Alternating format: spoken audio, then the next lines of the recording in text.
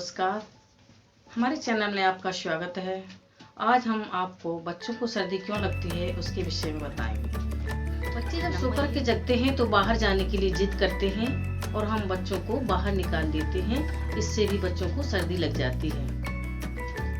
हमारे घर का फर्श इतना ठंडा होता है कि बच्चे नंगे पैर चलते हैं, इससे भी बच्चों को सर्दी लगती है।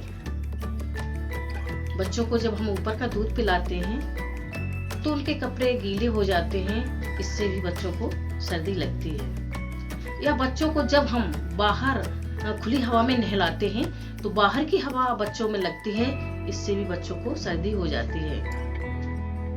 या बच्चों को हम बहुत ज्यादा कपड़े पहना देते हैं और फिर उनके कपड़े बदलते हैं या नहलाते समय उनके कपड़े चेंज करते हैं, तो जब कपड़े बिल्कुल बदन से निकल जाते हैं और फिर उसके बाद वो उनका बदन एकदम गर्म रहता है, बाहर की ठंडी हवा रहती है, उनके शरीर में जब ठंडी हवा लगती है उससे भी बच्चों को सर्दी लगती है।